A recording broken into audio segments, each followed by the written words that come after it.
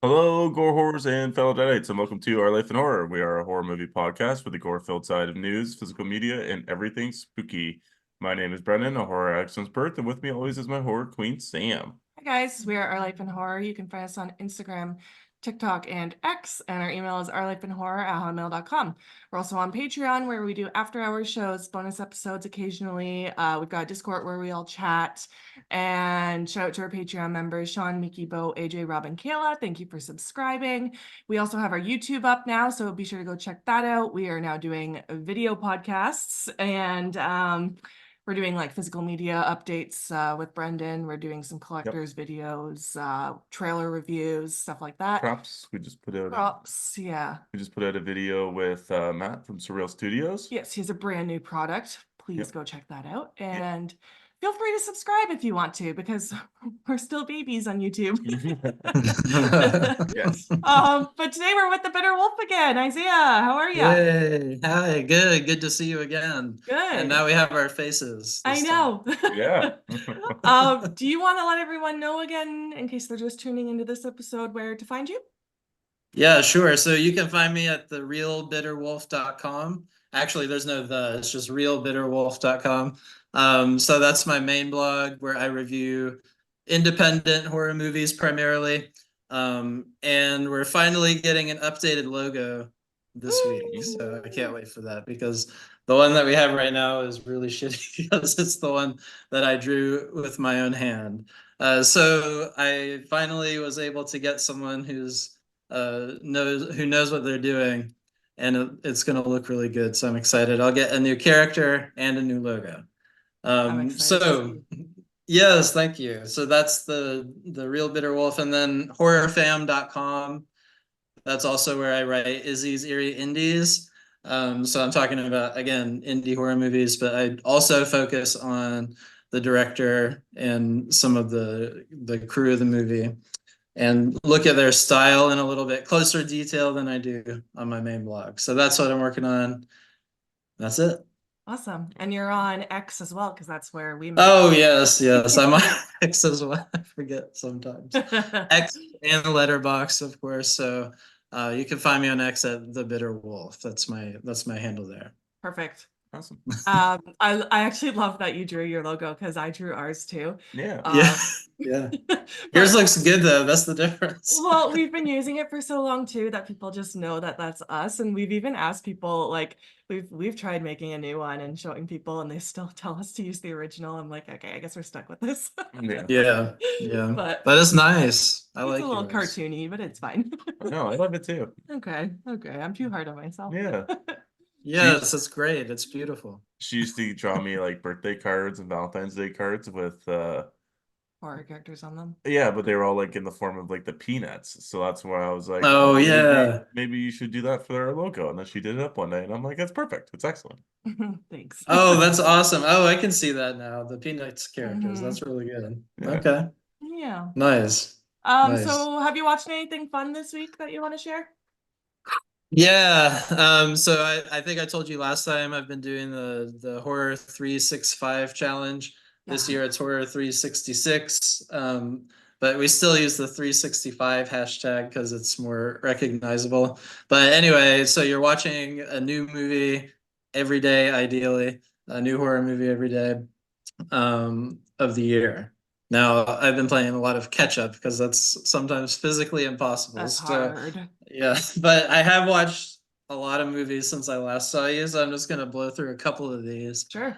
Let's see if you have seen any of these. Wolf from 1994 with Jack Nicholson. Oh yeah. I Yep. haven't. Yeah. Oh, okay. I haven't seen that in years. Okay. Do you remember it? Yeah, I remember it being very serious, yet it's kind of goofy at the same time. Yeah, it has a very fascinating tone. I'm not exactly sure what to make of it, but it has Jack Nicholson, Michelle Pfeiffer, and James Spader when he was really young.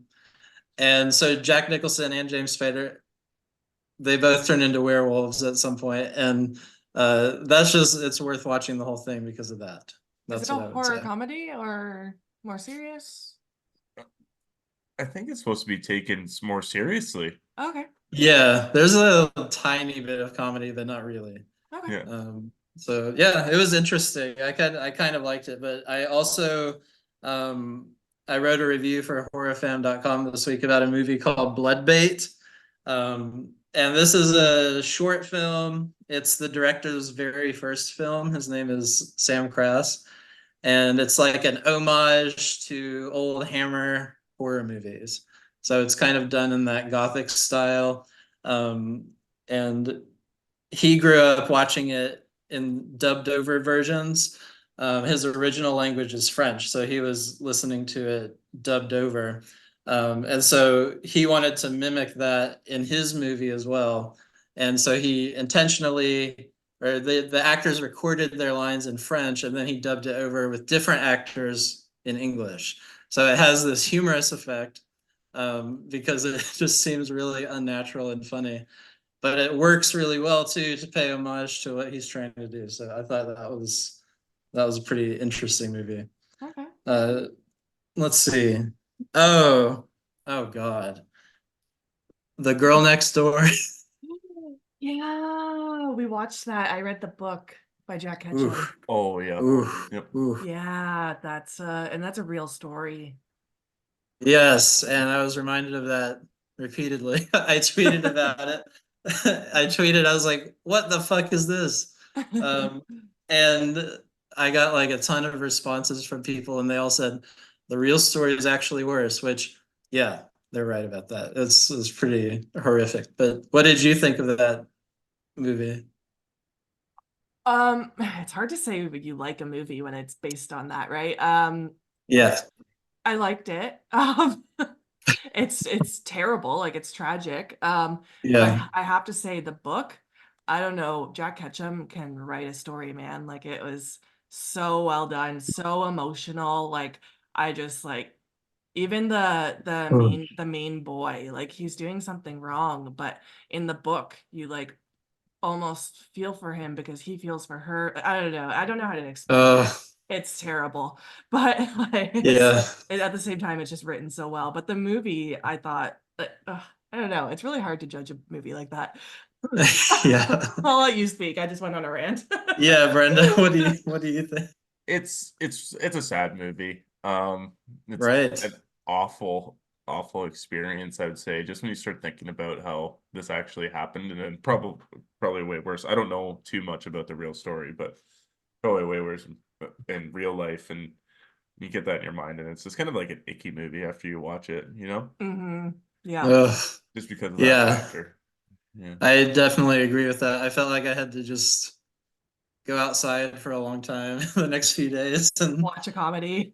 yeah, exactly. Yeah. So yeah. But anyway, I watched that. And so let's go to the next one because Moving that was a on. very deep one. But I was one of the people. Did you two watch Frogman, the new found footage? No. No, not yet. I've I seen don't. some images, but that's about it. Yeah, I have no idea what it's even about, but I keep seeing people post about it.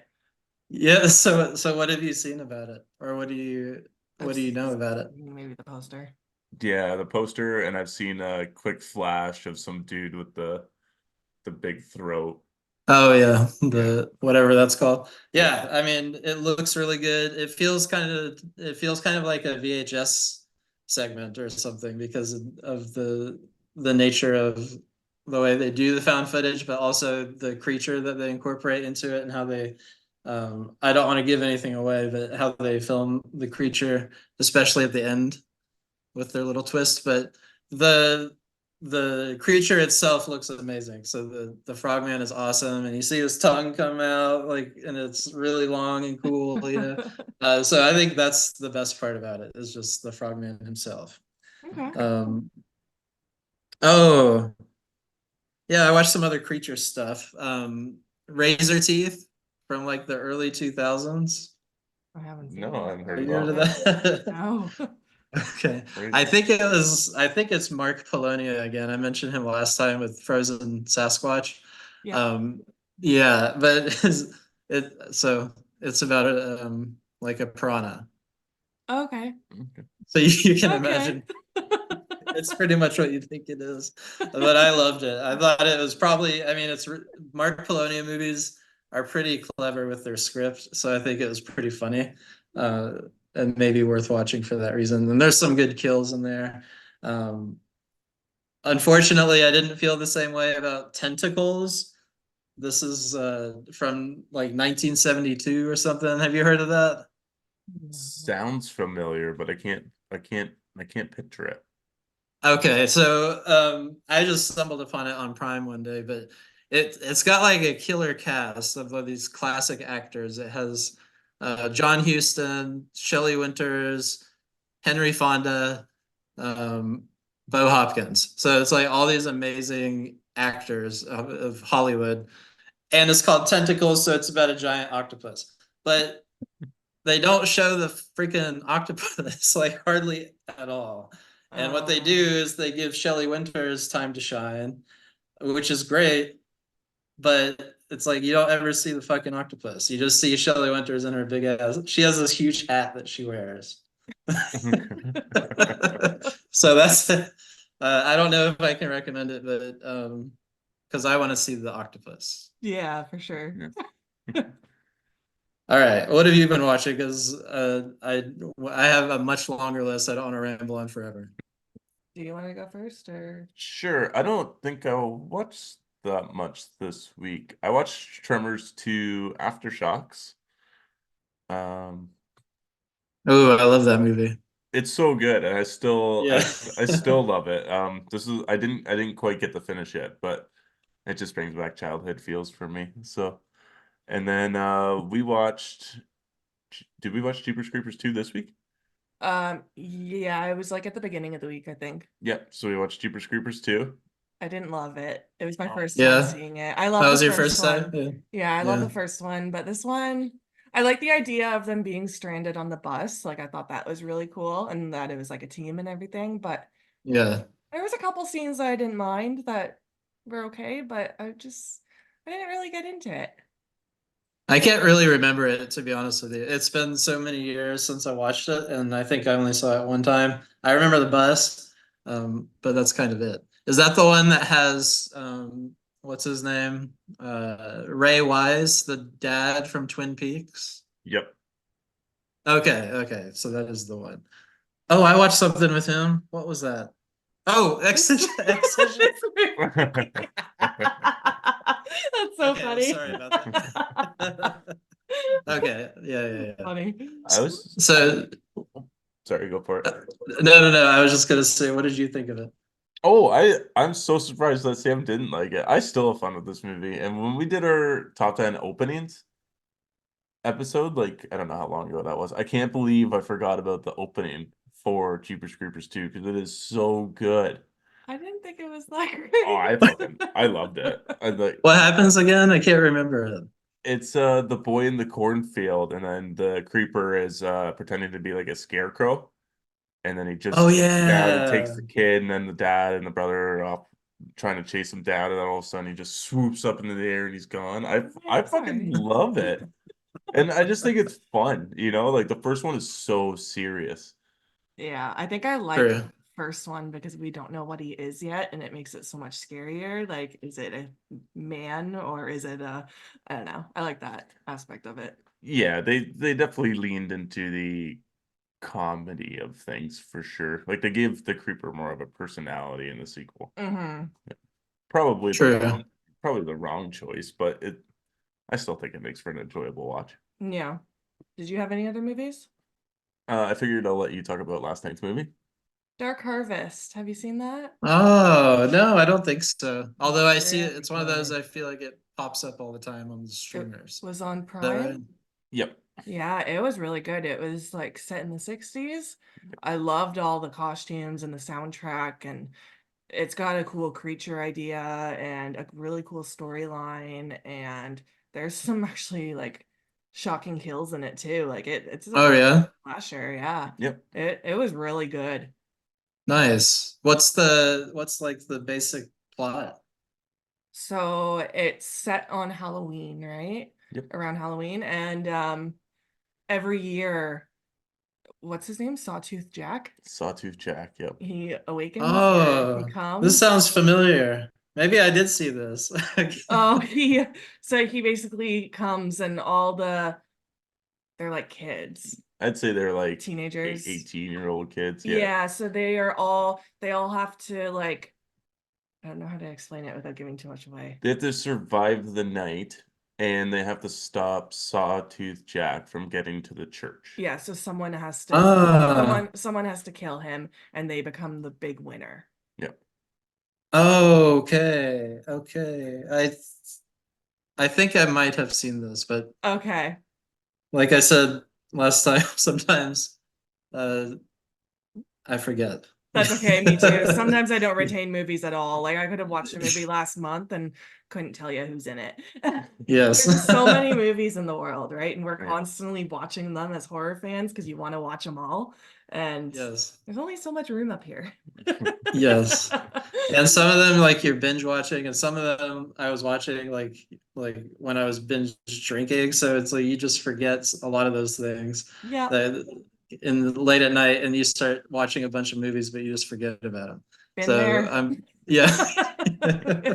Yep. Did you have Exactly. anything else to say about Dark Harvest, or you want me to move on? No, I think it's great. I think it's a great movie. I was surprised. Okay. So I watched Chernobyl Diaries. Didn't love it. Um, I gave it a 1 star. I liked the setup of the storyline of them like getting there and stuff, but then after that, I just felt like they were just people running around screaming, and I was bored. Pretty much. Yeah. And then I watched Open Water 3 Cage Dive. Mm. It was okay. I gave it a 2.5.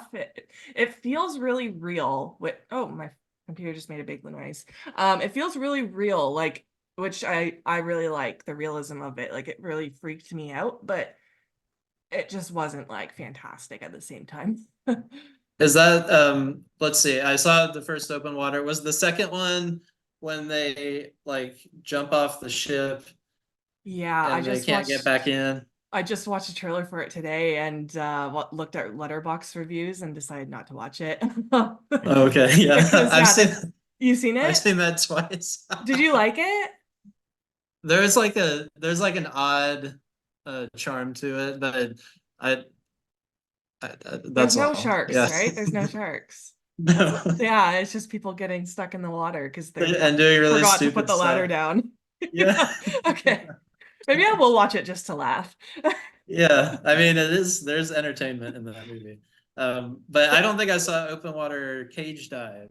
Yeah, it's a group, a couple friends. There's like a little bit of a love triangle going on, of course, and they're filming something for a reality TV show. They want to be like win to get on it or something, and they end up going on this boat, and obviously there's sharks.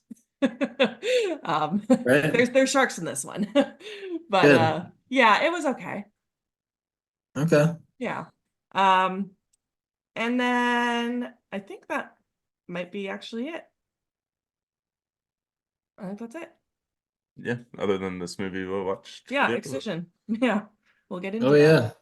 Oh, sorry. Can I mention one more movie I Mhm. just Yeah. remembered? This one was a found footage, I guess, called Be My Cat. Have you heard of that one?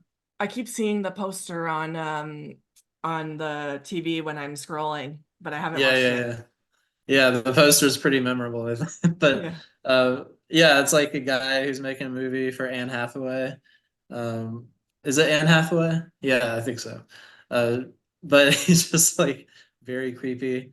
Um, and that's what the movie's about. But Okay. it's actually quite good. And Okay. the director is also the star of it. It's similar to one that I talked about last time I was here, the but they're very different characters. And it's more, I would say, is more of a character study than anything else, but it's a pretty fascinating one. Okay. I might have to put that on one day. Yeah, yeah. So then again, I'm gonna just explain one more time. We're skipping our physical media segment. We explained this last week. Yep. I gotta take it out of the intro. Oh, I keep saying it. well, we still kind of talk about? No, we don't. And news, I guess. Yeah, we talk about physical media releases in the news, so don't worry about the intro. Yes. We're skipping the segment from now on because of the YouTube channel. It just kind of defeats the purpose to have it. So we're gonna move on to news then. News. So this week we had one really big trailer drop, and then we had a first full trailer. So we're gonna talk about, I think, the biggest trailer of the week, which is The Crow remake starring Bill Skarsgård. Yeah, what are your thoughts? Nice. I really liked the trailer. I only watched The Crow. I'm not like one of the Crow fan people, but I really like The Crow, but I can't really remember it that well. So I watched it like in the early 2000s, you know. But this one to me looked really good. I loved the Ozzy Osbourne Post Malone song that they included in the trailer. I love that song, but I thought it worked really well in the trailer too. But Danny Houston is the villain, it looks like, or something like that. And I'm a huge Danny Houston fan, so I'm actually the most excited about seeing Danny Houston be a villain again. So that's my thought about the trailer. Yeah. I love Bill Skarsgård, so that's a good thing. Yeah. I'm a little worried that this might be a little too action heavy for me. I'm not a big action girl. But it's got like some emotional aspects to it, so that might get me in. There's a lot of gore, which I liked, and I have not seen the original. Neither of us have, so it's just a new movie for us. Oh, okay. Yeah. Yeah, I'm I'm I'll watch it. Yeah. I wouldn't say I'm super duper excited for it, but I'll watch it.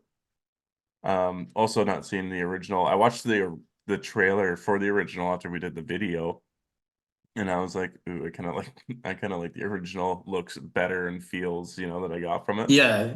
Yeah. So after the remake comes out, because we're gonna go into it blind Mhm. and just give it a watch and see if we like it, and then I'm gonna go back and watch the original. I probably Yeah. will too afterwards. Yeah. Yeah. That makes sense. And yeah, I think what you said is relevant. A lot of people are talking about the original style of The Crow was very singular. And so they were wondering what the visual style of the remake would be. And you see criticism, you're always going to see criticism. But I'm like, I think it's great that they just left that alone and are trying something new with it. Because imagine if they tried to replicate it, then you're just setting yourself up for those comparisons. So it's like, Exactly. might as well do something completely new. You can't beat Brendan Crowe. I'm about to knock this shit over with my head. So yeah, Bill Skarsgård looks totally different. I think it's fascinating to see him in that costume. So we'll see how it goes. Yeah. Yeah. What else you got? The other trailer we watched was The First Omen. Yeah, I have a funny story about this, but what did you think? Oh, uh, to me, I'm gonna watch it. I'll tell you that much because this is like it seems like a very specific category. It reminded me kind of like The Nun or The Pope's Exorcist or something. So blended together. So it just feels like very much the same big Hollywood type thing you're gonna get with that subgenre. So I think you're gonna get exactly what the trailer said you're gonna get, and I think it'll be fine. You want me to go? Yeah, okay. I'm not super thrilled about this movie either. I'm very curious because I was trying to gauge what the time era was because I was trying to figure out if it takes place before the original film with Gregory Peck, Yeah, but I just couldn't figure it out. And I'm trying to figure out also like what the real story even is. Like how is it gonna have a prequel? But I think I know where they're going with it. I'm upset that they wasted a scene that would have been really effective in the movie and they just decided to put it in the trailer, and now you know how that yeah, whole yeah, scene's gonna go. yep, Which is almost an exact recreation of the original film. Um, right. So I don't know. We'll see. I'll see it, but my holding my breath on that one. Okay. Yeah. Um, so my story is I was scrolling YouTube the other day and this trailer came on, but it was in French and the title was Ooh. French. So I didn't realize that it was this trailer. So I'm watching it and I'm like, oh my God, this is really creepy. I don't know if it's because it was in a different language that it made it extra creepy, but I like was about to call Brendan in and be like, look at this movie. And then I realized one of the images in the trailer. I was like, wait, no, this is the first Omen.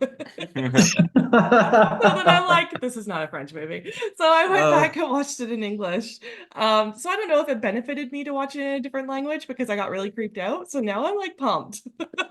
And I don't normally like exorcism. It's an exorcism movie, right? Or a ghostly movie. No. I've never Well, seen the it's like Omen. I've never seen the Omen movies. oh, okay. It's like So it's like a demon child. It's like okay. the Antichrist, right? Yeah. Okay. It's Well, I don't Yeah. normally get down with those movies. Like I like my fun Right. slasher movies. I like Yeah. shark movies. I like Captivity. Those are my jam.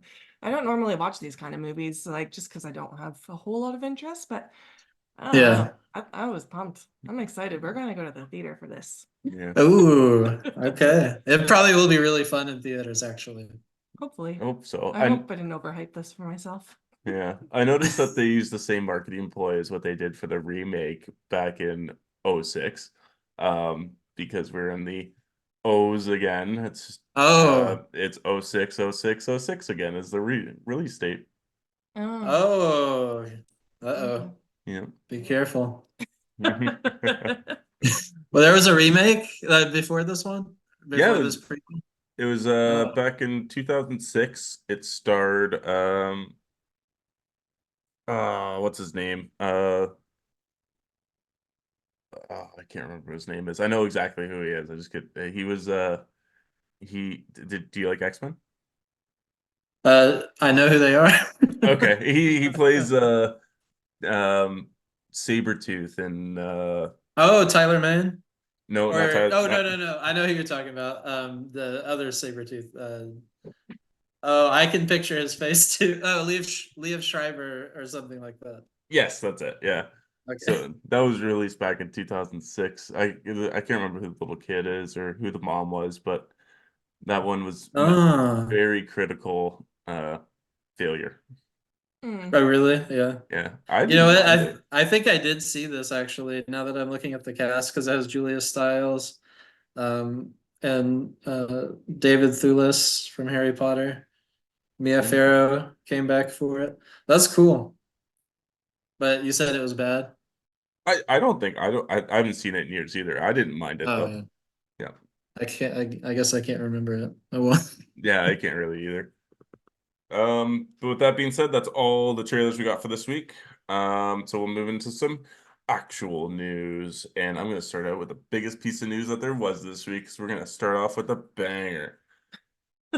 Nev Wow. Nev Campbell has officially signed on to return as Sidney Prescott, and double whammy here, original screenwriter Kevin Williamses will be directing Scream 7. Wow.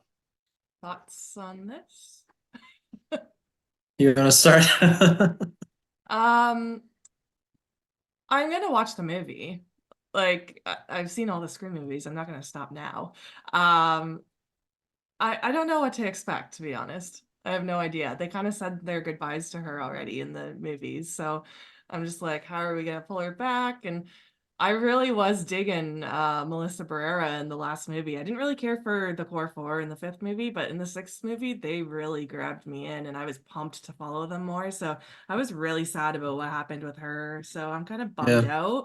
out. But again, there's a lot of people that are going to be in the making of this movie, I guess. So I'll support it. Yeah. I don't know.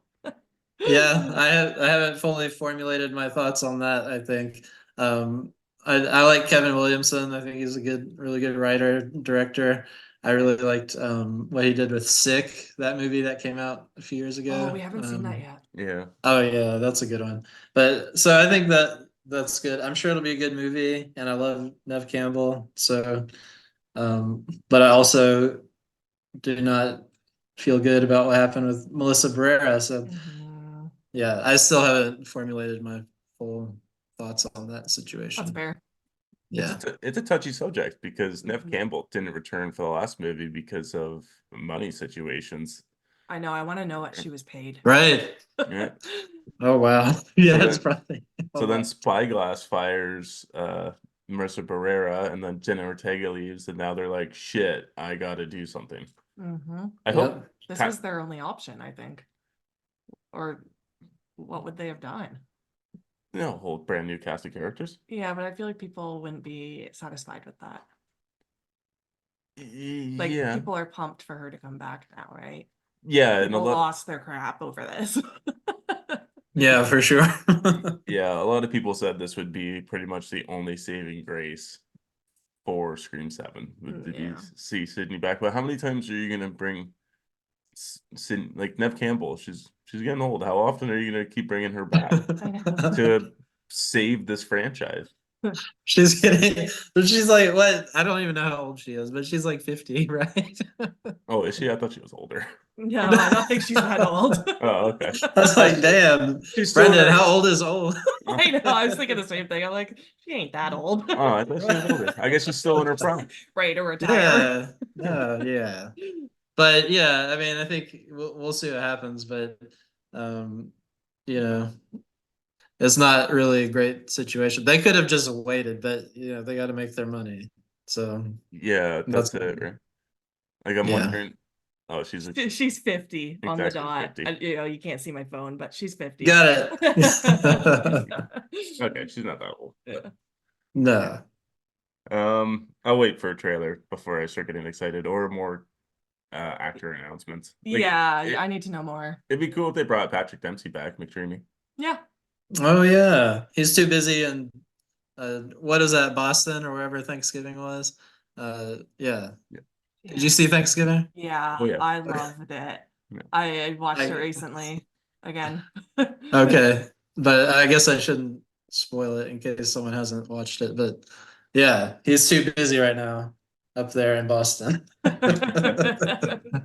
Did you like it? Yeah, I thought it Yeah. was fun. Okay. Yeah, I mean, there's some great kills in that movie, and that's all I wanted from it. Exactly. Yeah. Same. Yeah. What else we got? So Stephen King's Salem Lot remake will officially not go to theaters, but it'll go straight to streaming on Max on April 21st. Okay. All right. I don't have a whole lot of thoughts about this. I've actually never seen. There's been like a TV miniseries, and then I think there was a movie. Yeah, I haven't seen So it's either. been remade twice already. One of them getting a sequel. It's basically like vampires. Yeah. I might give it a shot. I like vampires. So. I'll probably watch it. But I'll probably watch it in like several years from now, to be honest with you. 'Cause Yeah. I think my priority is like, um, I've just been focused on the indie horror stuff for so long that when I hear remake, I'm like, okay, I can get to that whenever. Yeah. But by Yeah. that point, there will be another remake. Probably of Salem's Lot because it seems to be getting remade quite a bit. Oh, really? Yeah. Yeah. Let me see. Okay, this is Eddington. Ari Aster's new film will begin production at A24 and is described as a contemporary Western. Oh. Western? Is it Really? horror at Yep. all or no? I don't know. Oh, okay. We haven't watched Beau's Afraid, No, but I love his other movies. it's got a Me either. huge cast too. Emma Stone is in it. Pedro Pascal. Oh, Joaquin sold. Phoenix is back. Wow. Some very good looking dude. I can't remember what his name is. Sold. But he's a good looking. He played Elvis. Who's the guy that played Elvis? Oh, Austin Butler or yeah. Jacob Elordi, one of those. Austin Butler. I think that I don't know. Yeah, he dated Vanessa and Hudgens, and he was in I think it's called The Carrie Diaries. There's a show I loved. Okay. Yeah. But yeah, I believe I saw his picture in the list. I didn't write it down because I'm like, that is such a big cast list. Like they announced everybody. Yeah. That's crazy. Yeah, he's getting some pretty good pretty good cast going on now. Let me find out who that is because I'm curious if it's Austin Butler or Jacob Elordi. What was it called again? Eddington? Eddington, yep. Oh my gosh. Oh, our dog is crying. Always. Oh. Oh, I can't find it. Wait. Austin Butler. Yeah, there we go. Okay. Yeah, cool. Let me see. Venom 3 has a official title being Venom: The Last Dance, and will release to theaters October 25th instead of its original release date, which was November 9th or something like Isn't that. it like superhero? Yeah, but it's still Venom. It's like horror. I had to put it in. I did. Venom. Yeah, that it's such a disappointing movie series, yet it's still so bad. It's fun. Okay. Yeah. I didn't know nothing about it. It was supposed to be the first like horror MCU kind of, not MCU, sorry. This would be the Sony universe, but horror. It was supposed to be rated R. Venom was supposed to eat people. It was supposed to be crazy. And then Sony toned it down to PG-13 and everybody got pissed Okay. because Yeah, that was an interesting movie. yeah, and even Let There Be Carnage was awful. I hated that one. Was that the sequel? I didn't see the sequel, Yeah, only the with first one. Woody Harrelson plays Cletus Cassidy, Oh, really? Oh and my God. they give him this really fake orange wig. Oh, really? Yeah. Ooh, Judy. Oh, sorry, that was my dog. It's okay. I apologize to the listeners because our dog is literally singing in the other room, but it's like singing, crying. Yeah, It's he's just crying. Oh my. I can't even hear it. Okay, Oh, it's that's been good. going on this whole episode. Yeah. Oh, okay. He's a drama queen, Oh, drama king. Yes. oh. He's a little princess. Um, Evil Dead Rise director Lee Cronin has formed his own genre label titled Doppelgangers and has landed his first film with New Line Cinema. The first film, entitled Thaw, will follow a group of survivors trying to find a new home after the latest ice age thaws out and the planet starts to flood. Oh, Cool. not gonna be like a survival movie? Survival horror. They find it did say something about them finding a town and then having to deal with the horrors of some underwater creatures. Ooh, nice. That sounds like gold to me. Yeah, I'm definitely into. Go lay I down. thought his next film was gonna be an Evil Dead sequel or something like that, but I guess not. Well, we're getting that other Evil Dead movie from that other French director first, probably. Oh yeah, that's right. Maybe he'll come back Did after. did Lee Cronin say he was doing a sequel to Evil Dead Rise? He talked about going down some avenues of maybe doing something, but I thought for sure, like it did so well. I thought hands down he would have been doing another one. Yeah, I mean it makes sense. Yeah. You guys continue with the news. I'm gonna go give him a towel treat Oh, okay. because he's driving me nuts. Sure. Oh. Um, let me see. Original creators of Ghoulies have reclaimed the rights to the low-budget creature feature franchise and are officially shopping around and trying to find a new home for this trilogy that'll be set for a new generation. Exciting. I love that. Yeah, have you seen Ghoulies? I've only seen the first two, but I love any movie about tiny little creatures. So I love ghoulies. I love critters. I love munchies. I love hobgoblins. I can't think of any of them, but yeah, all of that stuff is good to me. Okay, I haven't seen it yet. I have them both sitting downstairs, but I haven't gotten around to watching them yet. Yeah, they're funny. I mean, they're stupid, but they're in a good way. Yeah, You know? okay, awesome. We have to check them out. Yeah. Let me see here. Has reported that Joe Dante, director of Gremlins and Gremlins 2, will be directing a little shop of Halloween horror. It will be a light I'm blanking. A light reboot of the famed 1960s horror comedy Little Shop of Horrors. Nice. Yeah, And oh, sorry, go ahead. oh, I was just gonna say I was curious if they're gonna go the musical route or not. Oh God, I think well, so what I heard was that Roger Corman is producing this, and he directed the 1950s one, and that one was not a musical. So I think this one is based on that one, as Okay. opposed to the musical. So my guess would be that it's not a musical, um, but I think it'd be hilarious to see Joe Dante direct a musical. Yeah, definitely. I think he's got like the perfect eye for like comedy and horror, so I Yeah. think he's Oh a yeah. great choice. He's yeah, perfect. I love it. And that was the Little Shop of Horrors. I think that was Jack Nicholson's first movie, if I remember right. I Um, believe so. yeah, one of his first anyway. So he was like super young, it long like kickstarted his career. It would be amazing if they could get him back somehow as like a cameo, but it just seems impossible to get Jack Nicholson. Yeah, yeah, that would be cool.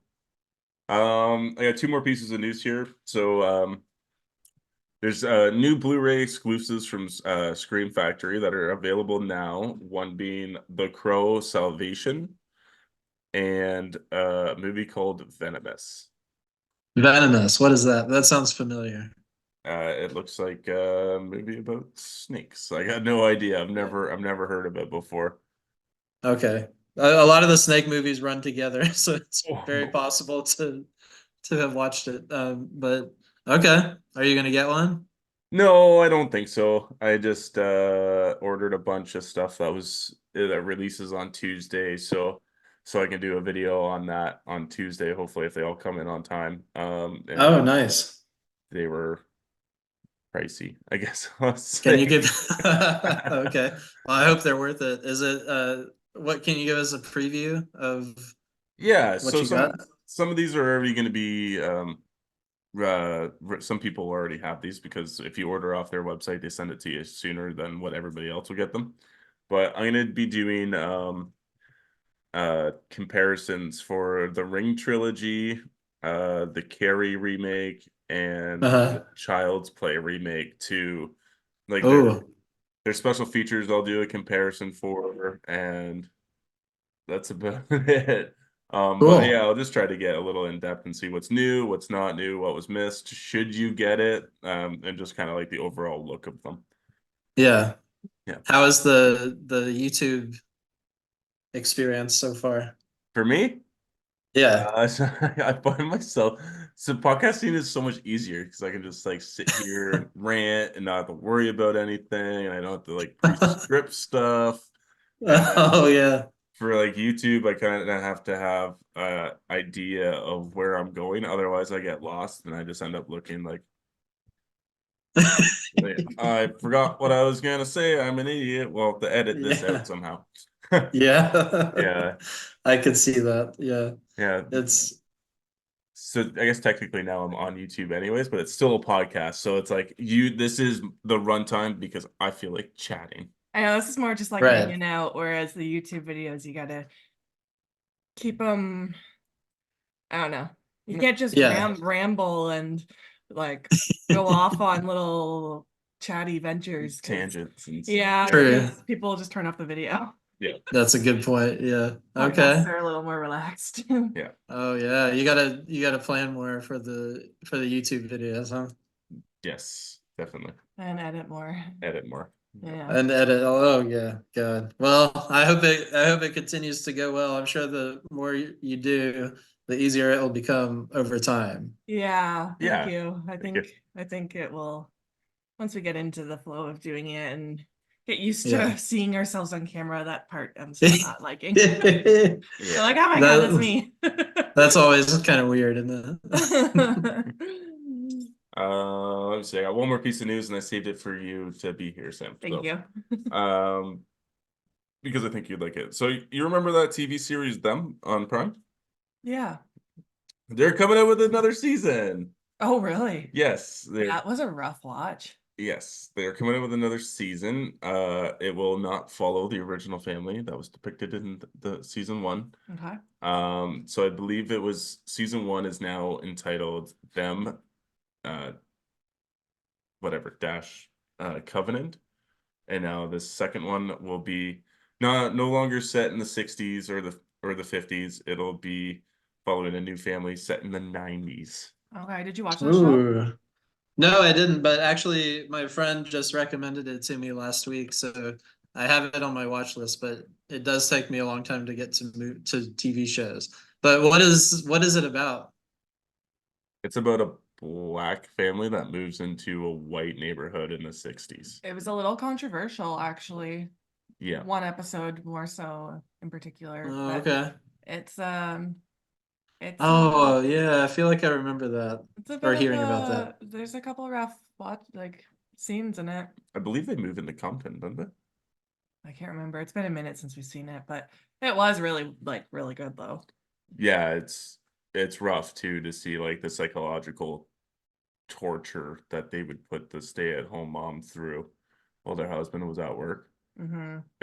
Oh, yeah. Yeah, and it was rough. And the husband is working at a primarily all-white company, and all of them guys don't like him either.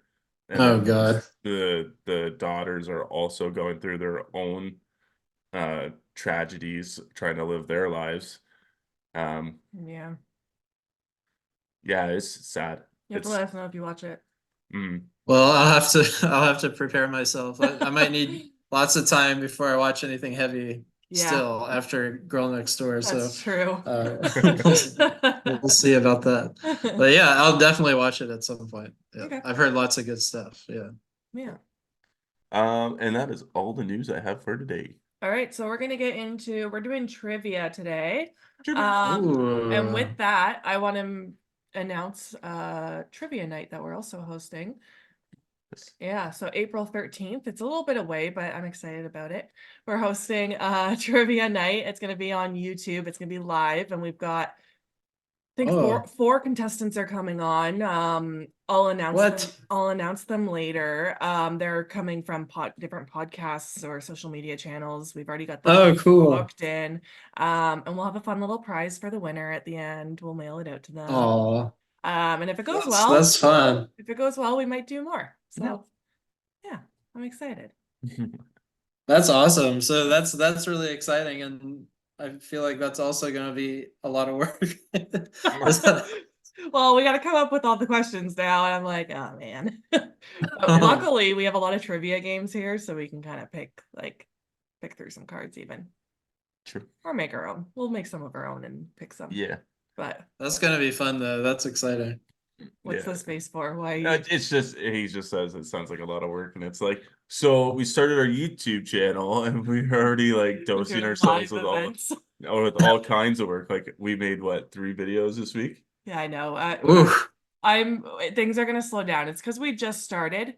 Whatever. It's because we just started and I'm trying to get the ball rolling, right? So I got all these ideas in my head and I'm like, I want to do them all at once. But I know now that I'm also the one that edits everything, makes all the promo photos, does all that. So I'm not gonna lie, I am burning out a little. Yeah. So we will slow down a bit, but I just want to get some content out there and then makes sense.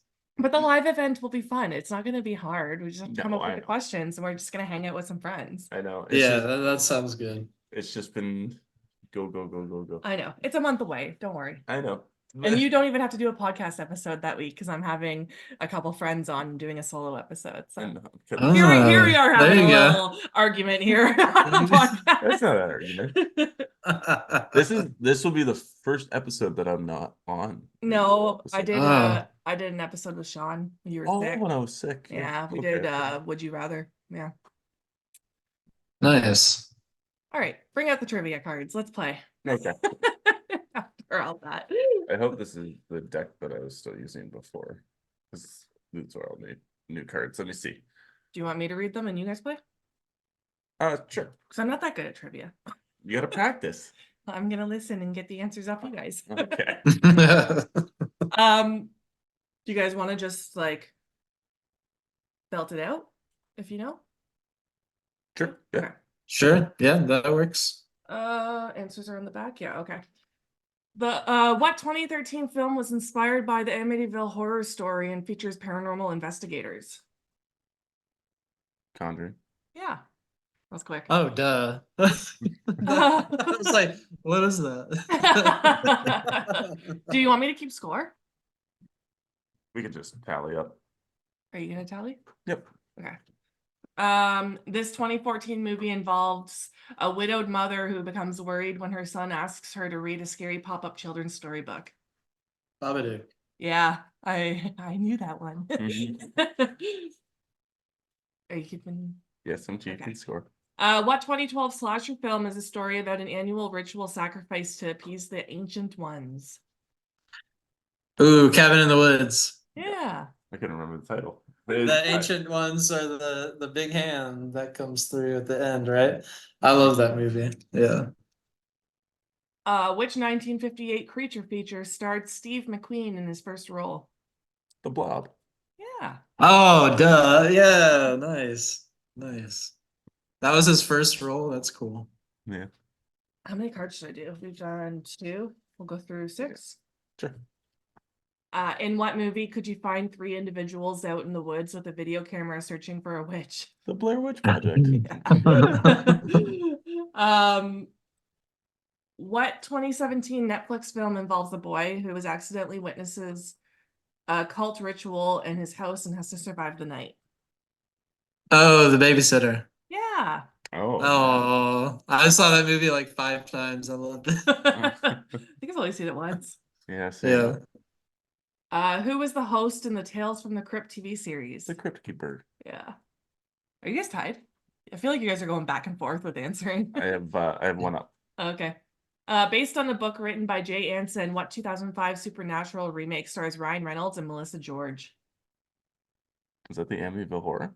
Yeah. Yeah. Oh, I can't think of that name ever. 1, 2. I was like, I don't know who wrote that book, but I know Ryan Reynolds. Yeah. That's right. He had the crazy abs in that movie, right? Yeah, he did. All right, 2 more cards, so 4 more questions. What is Norman Bates' hobby in the movie Psycho? Taxidermy. Yeah. What TV show remake is based on a 1985 movie starring Michael J. Fox as a high school basketball player? Teen Wolf. Yeah. Ah, yeah, nice. 2 more questions. Who wrote the short story on which the film Children of the Corn was based? Stephen King. Yeah. What Duffer Brothers TV show takes place in Hawkins, Indiana, and features a young boy's disappearance? Stranger Things. Yeah. Who won? Nice. You won? Okay. Good game. Good job. What does he win? Does he get another meatball sub? Yes, that is what he gets. He gets lunch for tomorrow because I made lots. Nice. I doubt it. I'm probably gonna eat a couple after this. Yeah. I already had 3, but they're so good. Yeah. Oh man, that's delicious. Yeah. So I guess we're getting into the movie. So we are doing. I got to pick the movie this time. Yes. Excision, which is on Tubi, and Wait, you got to pick the movie? yeah, You picked the movie? Yes. yeah, he let me. I gave her the. I He said handed- because I made her watch Lamb, she could pick the next movie. because I didn't like it. Oh, okay. And you're picking next week's movie? You're picking the week after. This doesn't count as my week to pick. He handed me. Yeah, that's right. He handed it to me. It's a gift. Yeah. It's just a gift. That's all. Technicalities going on here. I know. Yes. Next week, I'm getting him in on Human Centipede. Oh God. I haven't seen that in over a decade, I think. Wow. Oh, great. Yeah, Nice. thrilled. Yeah. All right. Back to Excision, though. This is a 6.1 on IMDb, 86% on Rotten Tomatoes. An outcast teenager practices surgical skills and has weird and increasingly violent psychosexual fantasies. Initial release date is January 21st, 2012. Directed is Richard Bates Jr. I did not see a budget or anything for this movie, but it is starring Anna Lynn McCord, Tracy Lords, John Waters, Jeremy Sumpter, Matthew Gray Gubler, Roger Bart, Ariel Winter, and Ray Wise even has a little part in this movie, which we talked about earlier. So does Malcolm McDowell. Yeah, and Marley Matlin. Oh Yeah, That's yeah, crazy. my IMDb list is kind of short here on our page. I know it doesn't even have the mom on there. I know, that's why I put her on the side there. I just quickly What? looked up her name. Oh, okay. Oh, Yeah. Tracy Lords, yeah. I think I didn't print enough people from the website. That was my It's bad. a crazy cast though. Like, Yeah. that's Yeah. long. It's crazy. So spoiler-free thoughts. What did you think of the movie? Yeah, I really liked it. I thought it was not well, I didn't know what to expect because I didn't read the plot or anything before I watched it. So I was pretty surprised by it actually. Especially by the ending because I think they set you up in a really good way to not expect the ending in the way that it happened. So I was very pleased and I was delighted to see John Waters as the priest, or not, is he the priest? Yeah. Who's also like giving bad psychological advice. And Ray Wise was great as like the Ronald Reagan, George Bush. He has them hanging up on his wall in the back there. He's like the Republican principal of the school who's very confused by Pauline. So I thought it was very delightful, darkly funny, and lots of good stuff in there. Good. I'm glad you liked it. Yeah. Do you want me to go or? You can go, yeah. I love this movie. Yeah. I watched it for the first time a couple months ago, I think. And I just watched it on my own because he wasn't really interested. But I loved it. I love the main girl too, Anna Lynn McCord. She's from 90210, and I really liked that show. Yeah. This gave me like, have you seen the movie May? Yeah. Yeah. It's super cringy in that same way. Yes. And I just really like how she's just obsessed, like sexually obsessed with like blood and stuff. I think it's awesome. It's Yeah. in such a weird way. And I agree with the ending. Like it's got such a messed up ending, which we'll get into later with the spoilers, but your poster's filled out. Ghosts. It was It was the Exorcist. It was the demon. Okay, sorry about that. That's okay. I don't have a whole lot more to say about it. I love the dynamics of the family, and it's just a cringy, weird, makes you feel uncomfortable at times. And I loved all the like the dream sequences and stuff. And it's bloody, which we always love. And yeah, I really like this movie. It's rated very highly on my Letterboxd. We'll get into that later though.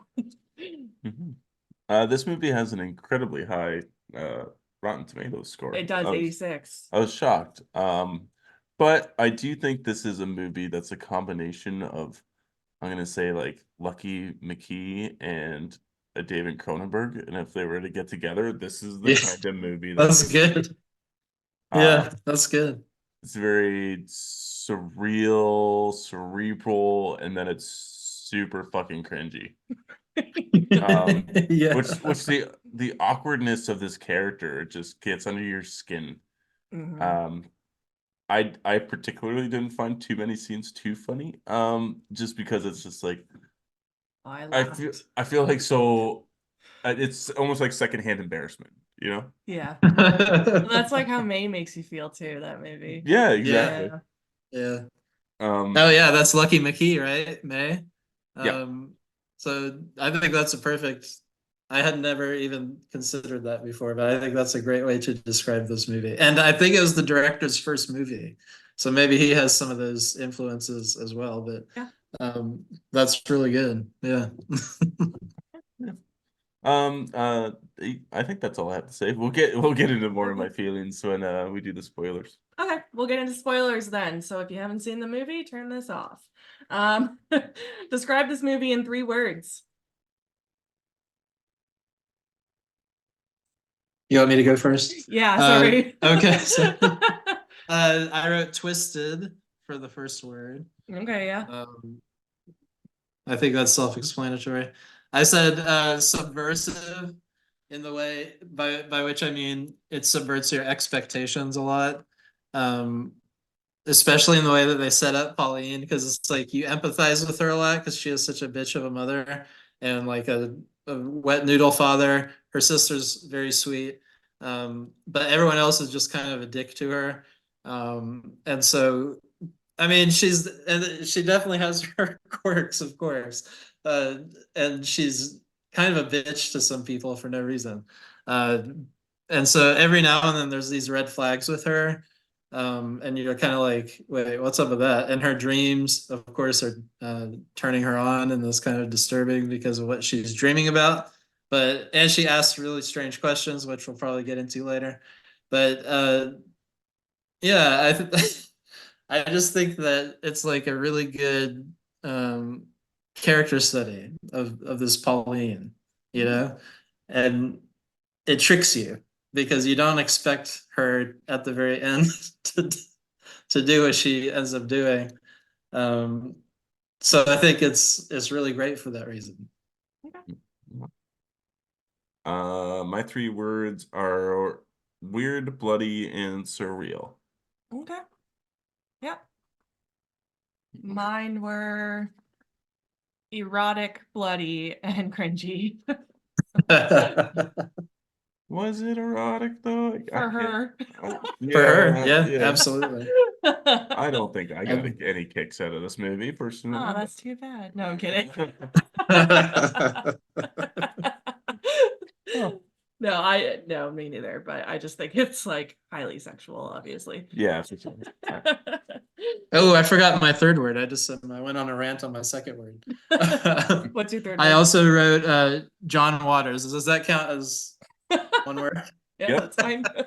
Just because I loved the fact that he was playing that priest, because like I could just see him getting a big kick out of that because it's also very subversive to cast him in that role, and I think he would appreciate, like, this is kind of like a movie that he might make as well. So I thought it was great to cast him in that.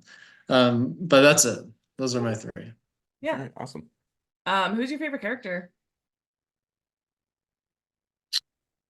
Pauline, I mean, the character study is so good because like Annalee McCord went all in on this, and I read somewhere like she did an interview a few years ago where she had revealed she had dissociative identity disorder, and she said she didn't know it until this movie, because after she finished playing this role, she couldn't get out of the character, and it became like a problem, and so she was diagnosed with this disorder. But it said this movie helped her understand more about herself as a result.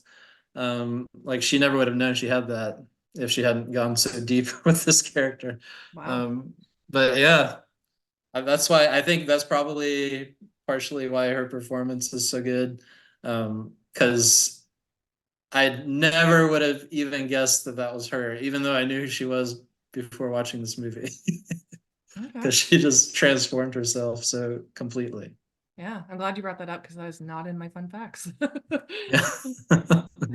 Oh, sorry, I forgot about fun facts too. Oh no, you can spill whatever you know. That's fine. Like, Yeah, no. it is what it Okay, is. okay. Yeah, that's fine. My favorite character is also Pauline. I think she's absolutely crazy. But she also doesn't let any of the bullies get to her. Like all these like popular girls are like super bitchy and like bully her pretty much, but she just doesn't give a crap. Like she just says something like snappy back and then moves on with her day. And I don't know, she's just such an interesting character to follow. Like it's a little bit of a train wreck you can't stop watching. Yeah. And yeah, I just really like her as I guess she's in a way a villain, but like one that you feel for, like you said. Yeah. So yeah, she's my favorite. Yeah.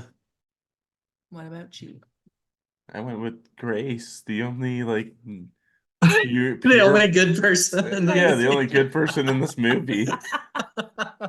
Grace is That's a nice pick. innocent. That's a wholesome choice. We picked the psychopath. Yeah.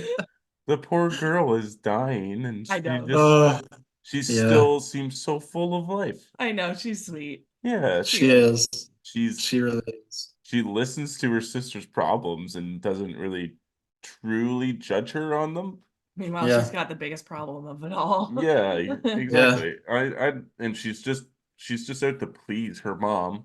Mhm. Um, she's fitting her mom's um ideal of what a perfect daughter is, while Pauline is the complete opposite. So, um, Grace might be also seen as a people pleaser, maybe, but um, and yeah, she's just like the best person in this movie. There's nobody else with any redeeming qualities, that's really. true.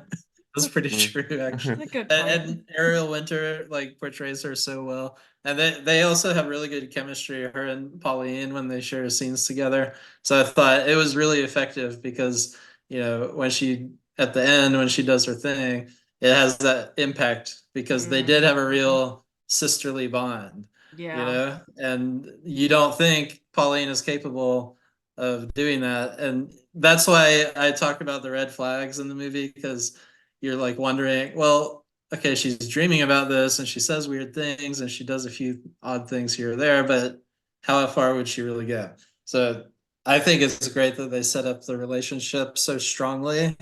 And that's why I think the writing is really good in this movie because they develop all the characters pretty much, except probably the most famous actors in the movie. But yeah, I think that's awesome. Grace definitely is a champion. I agree with the bond that they have. It was really like they really showed it how strong it was. But I think the scary part is I genuinely think Pauline thought she was doing the right thing at the end. Like Mm, she was trying to Sure. save her, right? So mhm. that's where this is all like messed up. Yeah. Mhm. Um, Do you think well, can we talk about the very end right now? Is yeah, we that can talk about whatever. I was gonna ask you to if what you thought about the ending, like how you interpret the part where the mother hugs her, you know? Uh, Because I saw like because I was wondering what people thought about it. I saw lots of different things online. What do you think? I think that she's she's so hurt about Grace dying and like she is obviously devastated that this happened and but she looks at Pauline and it's still her daughter, right? So she I don't know, like what would you I don't know. I don't have kids, so it's that's tough, but Yeah. it's still like she knows she did something bad, but like it's still her daughter, right? So I don't know. Did something bad. This is a lot worse. That's like This this is isn't this gonna. is There's no slapping a band-aid on this. Oh top gosh. this Yeah. is the top of the mountain of bad choices. But She may And have done something bad, but it's still her daughter, for God's I sake. know it's so tough because like it's not even like she accidentally like hit someone with her car or something. Like Right. she killed her own sister. yeah, So that's Yeah. still her other daughter, which is obviously devastating. And she's Yeah. probably in so much shock too when she hugs her too. Like for sure. she's probably Oh in yeah. total like she probably she can't process this in those 30 seconds, right? Right. So yeah. I, Oof. I think she's gonna take her out. But Oh yeah. Yeah, I think she was getting ready to take her out. like kill her? Yeah, Oh. Oh, okay. Wait, you think the mom was gonna kill her, or she was gonna kill the mom? the mom was gonna kill her. Hmm. Oh, I see. I could see that. Yeah. Come into the not only the fact that you've lost your daughter, but also the fact that your other daughter killed her, and You've lost her too? yeah, like she is clearly gonna continue to probably harm other people. Yeah. Um, so yeah, I think, and there's so much shock. Like Grace was her favorite, clearly. Yeah. Pauline was the Yes. outcast. So I think at this point, I think that she was just so broken down that she'd probably be Didn't even know what to do. willing to do something like that. Okay. Like there's an episode on The Walking Dead like this too. Like sorry to go on a bit of a tangent, but there's two sisters, and then the one sister is kind of crazy, and like, Oh yeah. do you With remember? Carol. Yeah, Yeah. and Carol has to take the younger daughter out because she's Yeah. recognizing signs of like a sociopath or like a psychopath. Like there was a What baby. season was this? 4. Well, she was gonna like put all their lives in danger too, because she was sympathizing or like trying to take care of the zombies or something, right? Yeah, and she like covers Something the like that. baby's she covers the baby's mouth while it's crying, so like she's basically almost suffocating the baby to death. And she gets her sister turned into a zombie too, does she not? Like her sister gets bitten. Yeah, there's something like that. I can't remember really. Yeah, and then Carol's Yeah. just like, no, I see the signs of a serial killer here. We're gonna have a problem, and takes her out. This sounds familiar to me, but I don't know if I made it that far in the show. I think it was like Yeah. season 4. I don't know. It's still going. It's still going. Yeah, season 4 is season 5. But I think like as a parent or as anybody, you can kind of start to see the signs of. Yeah. What did you think of the ending, since we're on this topic? That's why I was looking at it online, because I was just so baffled. I was like really baffled by that. How is she hugging her? What's going on here? So I think I like your explanation, Sam, which is like she's feeling all these tons of conflicting emotions all at once, you know? So I think that's probably my best explanation, but damn, Tracy Lords really pulled it off. And she was probably the best acting in the movie besides Annalyn McCord, because she just like, Her I scream at the mean, end. yeah, it was powerful stuff. So Yeah. like the rest of the movie felt rather it's like quirky and it's darkly, there's a lot of humor in the movie. Um uh but that was the first time when it had like a really gut punch reaction. Mm-hmm. I'll talk about my favorite shot later. Okay. But yeah. We'll get into least favorite character then. You gonna say Pauline, Brendan? No, actually, it's the mom. Yeah, she's Oh yes, she's yes. mine too. Yeah, She's horrible. she's awful. She single-handedly created a single serial killer with her. No, I can't even say she's a kid. I guess so. She's killed 2 people.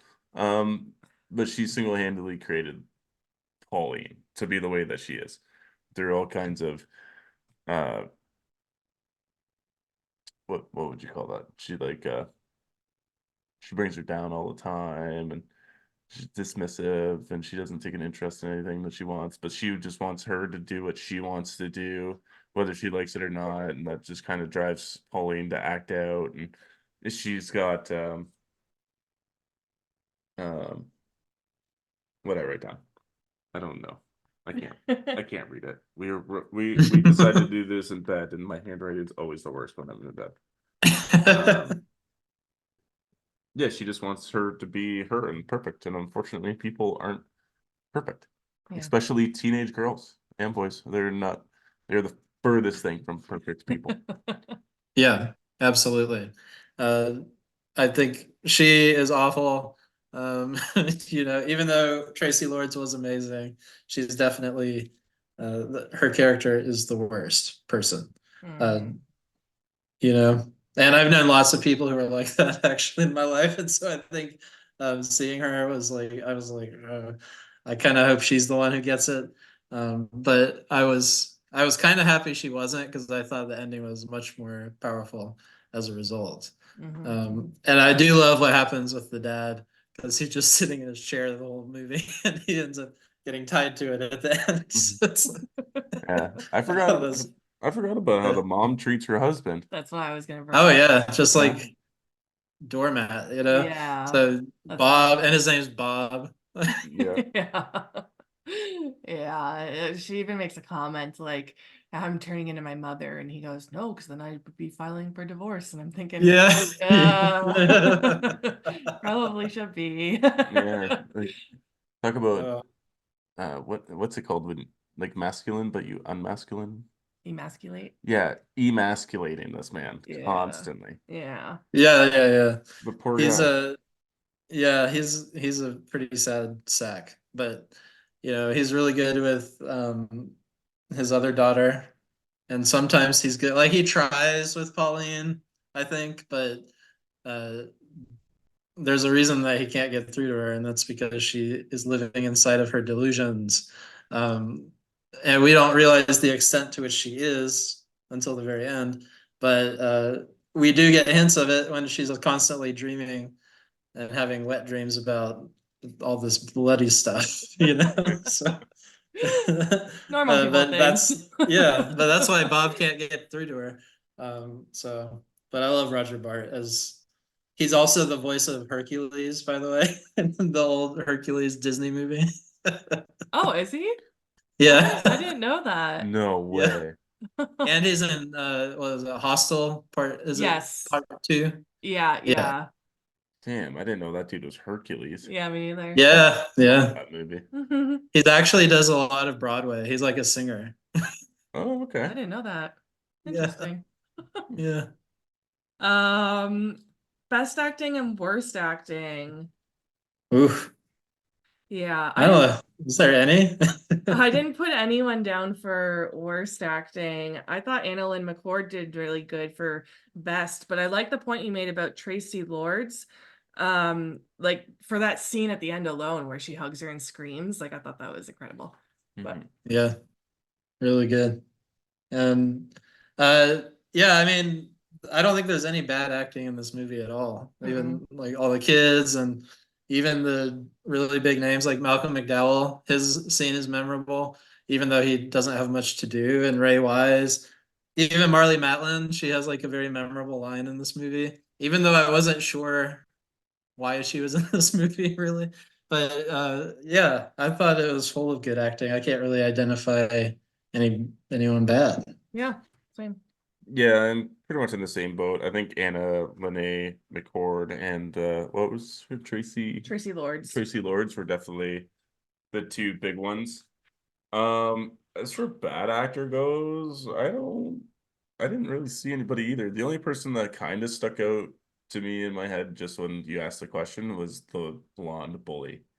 But like No. I don't even think she was bad either. Okay. Just for some reason she was the character that popped into my head when you said bad Maybe a actor. little So over the maybe. top, but Maybe. over the top bitchy. I don't know. But yeah. Yeah. Okay. Score and soundtrack. I think it was pretty good. I mean, especially in the scenes where she's getting all bloody on the in her dreams. I think that's probably the only memorable moment for me where I really noticed it though. Yeah, I didn't write Yeah. anything down to be honest. I noticed a couple fun songs, but I was just too into the movie. Yeah, yeah. I just put down there was a score question mark. Okay, I'm glad we're all on the same page. Yeah, Yeah. I didn't notice it at all. Okay. Cinematography. Yeah, pretty good. I mean, the most of it seems fairly basic, like nothing special, but not bad or anything. But the dream sequences are probably the most memorable as far as that Yeah, goes. that's the same with me. I love all the dream sequences. It's the best part for me. I love all the Yeah. weird sexual bloody stuff. Like I don't know, I'm weird like that. And I love when she's praying and it's all black around her too. I like those scenes. Yeah. Oh, that's nice. Yeah. Yeah, that reminded me of like theater. Yeah. Like that would happen on like A stage. yeah. Just a shine down on her. Yep. Yeah, yeah. Oh yeah, yeah. I think like you guys said, the dream sexual fantasies and the surreal horror. I found it reminded me very much of the Hannibal TV show where it's like really, really interesting and cool and wicked and beautiful to look at, but at the same time, it's just like I'm why am I liking this? Yeah. There's also Yeah. in those dream sequences, there's like a lot of hospital colors. Do you know what I mean? Like Yeah. because most of the time there's The blue and everything. yeah, like the teal and like that light green that is always like a social like scrubbed color. And I find the blood just really stands out and resonates more from those colors. Yeah. And I find that those sequences too have the best camera work, and I think it's maybe because it throws you out of whack because the rest of the movie is so cut and paste like standard shots and stuff like that. But when you get into those dream Yeah. sequences, then you get a lot of like dolly pans and all the Yeah. other kind of stuff. Yeah. But yeah, I think this movie is really well shot. I think there's it looks really good. Yeah. Okay. Favorite costumes and outfits? Again, probably in the sequences, the dream sequences. That's where you see most of those cool ones. She does wear white a lot, which I think is nice, and it's especially impactful because you always want white on red, red on white is really good for a horror movie. And it helps with that final scene whenever you see her standing there, covered in red and white. So I think that's all those white costumes are good. And I know she was a former model as well. So she definitely has that pose and that presence whenever she's in those dream sequences that I think works really well because that's when she's at her most confident, Pauline. So I think that's pretty cool. But my favorite costume, she's wearing some white shirt. I don't know, whatever that thing was. But it's the black wig that she's wearing that I think is really cool. It's when she's holding the fetus. So she's holding it like that, and she has her black wig on, and she's got the white thing on, and it looks pretty good. So yeah. Yeah. I like that you mentioned the white in the dream sequences. She's almost got like these like white bandages on at times. Yeah. And then I like that you mentioned that she was a former model because in 90210 she's actually like the popular girl, like Naomi is her character, and she's like that the it girl and everything. So it's funny to see her in this movie because they make her all like just kind of basic and nerdy, like in a sense. Yeah. But I like that you pointed out that she's super like confident and like beautiful in her dreams pretty much. Right. And that's one of the things I love about it too, because I love these movies that feature the psychopath who's kind of like dull and just blah blah blah. But whenever they're living in their delusions, they get like into this ecstasy. And so I love sequences like that in movies. Yeah, I agree. And then one of the bullies had a cute mini skirt at one point. I just want to throw that out there. Okay. Favorite outfits. You guys pretty much nailed all the dream sequences. I'm just gonna go as like a character overall look, and then it's Pauline, and she is totally fucking haggard throughout this whole movie. Yes. And then Grace is always polished. You know what I mean? Mhm. So Yeah.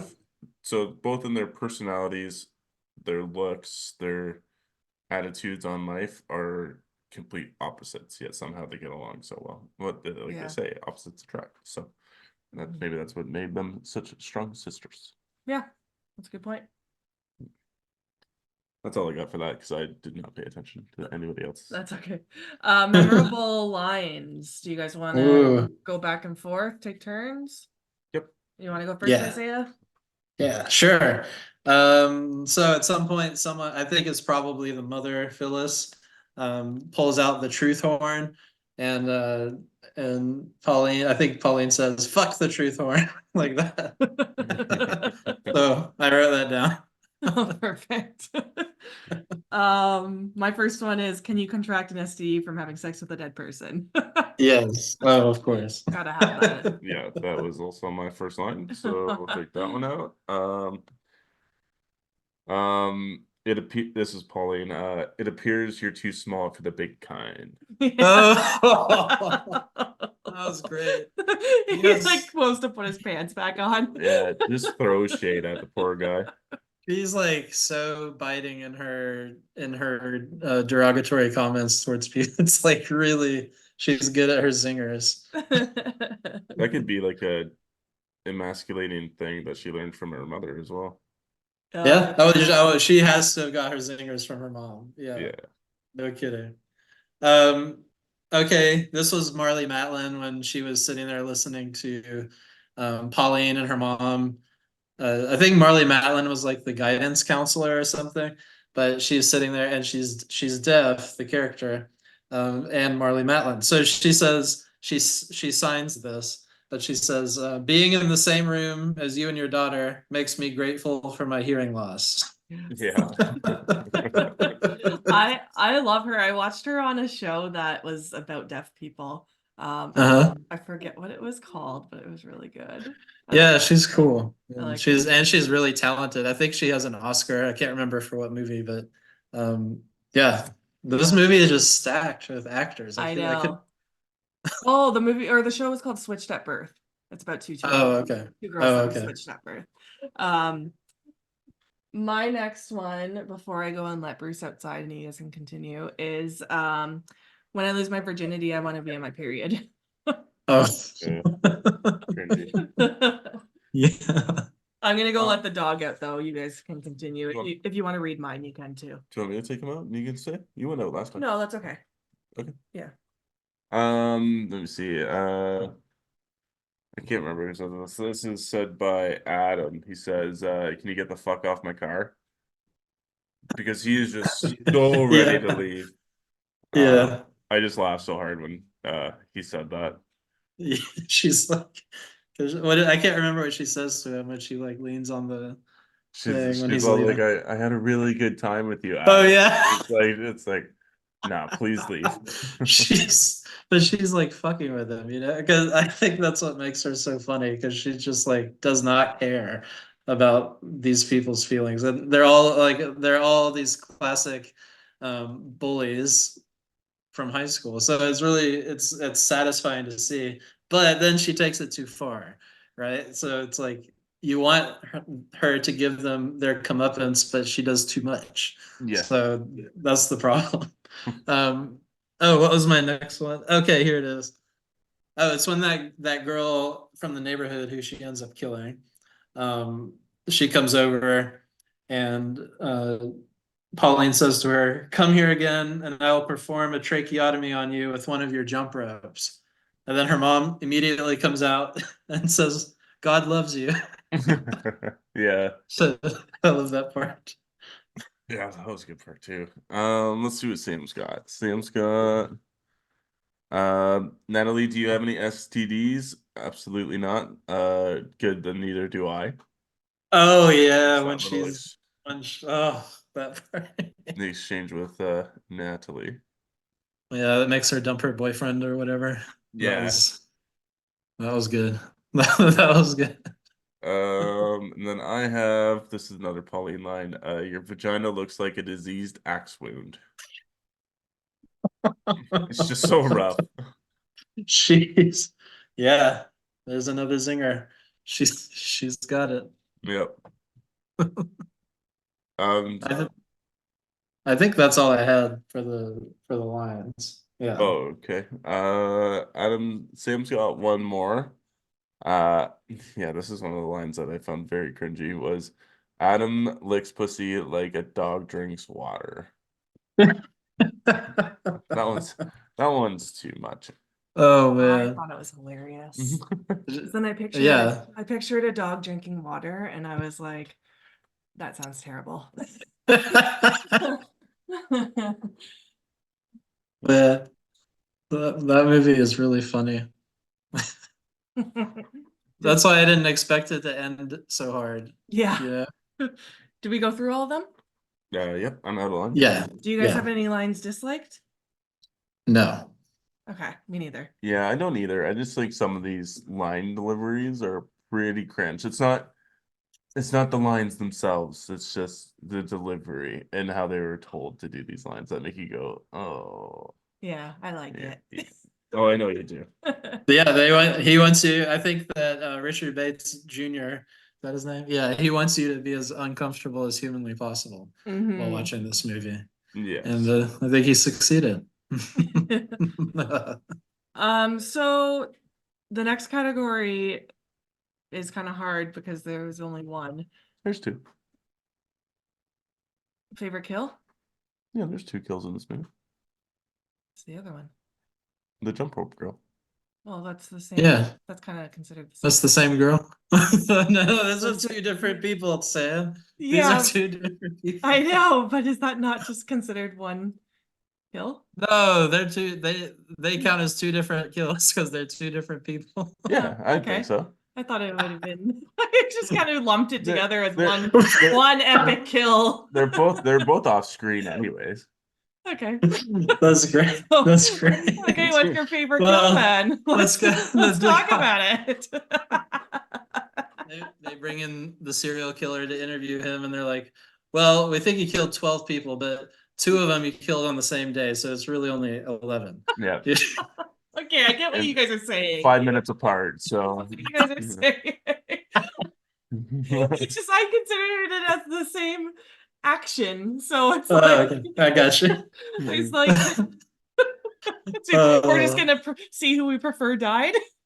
Is that what we're gonna say then? That was good. I think we're all on That the was same good. page that our favorite kill is then the jump rope girl. Yes. And our Yes. least favorite is Grace. Yeah. If we have to vote, yes. Oh Yes. God. For a movie that has such graphic and extremely graphic imagery and scenes, I was shocked that there was not one kill in this movie that is shown Right. on screen. Yeah, like even at the end, it's just the outcome that we see. Like we didn't get to see any incisions or Yeah. Yeah, Just you- one excision. see what you did there. Yeah, it's true though. And normally that would really bother me. I think I was okay with it in this movie. yeah, I think I kind of was too after He's handwriting. Are you handwriting my name? I'm handwriting everybody's name. That's It's like I just see Samantha. it's like my good. it's Brendan Walden too. And it's like I do it too, Brendan. I just like do this over here. yeah, it's like a ADHD tick. Yeah. Samantha plus Brendan equals love. Oh yes. I don't have that written down. No, Don't yes, you lie to do. people. Sorry, what were we talking about? Got totally sidetracked. Oh, the kills. The kills. Yes. Yeah.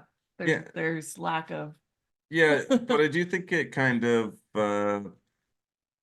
works. yeah, because then you realize how graphic it is at the end. Mhm. Yeah. To kind of shock you. Yeah. Yeah. That's what I mean. Like, I think it would have undercut the ending if they had done it any other way. Like, because, like I said, the whole movie, I'm sitting there wondering, well, is she gonna freak out? Like, what's gonna happen? Is it gonna be her? Is it gonna be the mom? What? So, yeah, I thought that was the only way they could do it and have the ending be so powerful. Yeah, I agree. I guess we'll go into gore factor and special effects. Yeah, I think everybody's least favorite kill is Grace.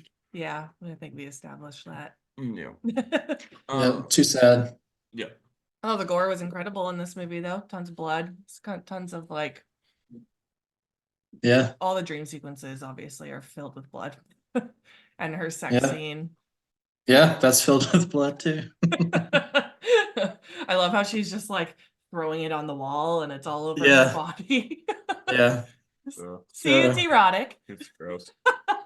Yeah, but it's great. I love that. Yeah, that scene was like one of the best scenes for me, and Yeah. it's so painful to watch. Just the idea is just so yucky. Yeah, the blood looks incredibly real. I think there's only like one over the top issue with this movie, and it's the fetus abortion scene. And it just I just don't think it looks particularly the best. When everything else does look so good. That was just the one thing that I saw, and I was like, yeah. It's not like I truly know what it would probably end up looking like, but it just looks like too plasticky, you know what I mean? Like it almost looks maybe like she doesn't even know because it's in her dream, so she might not even know Okay. what it's supposed to be like. So this is how she thinks it's going. That's true. Yeah. Yeah. She thinks she knows, that's for sure. Unfortunately. That is the unfortunate part of this movie. Yeah. Very unfortunate turn of events. Yeah, the bird autopsy was good though. And then yeah, those dream sequences, man, you just gotta see them.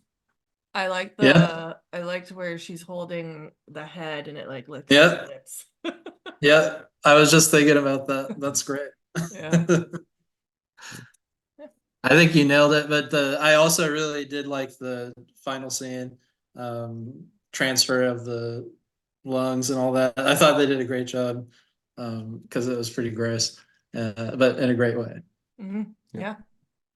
yeah. Storyline and pacing. We've kind of talked about a bunch of the storyline, but I see you got lots of notes over there, so Yep, that I can't read. Yeah.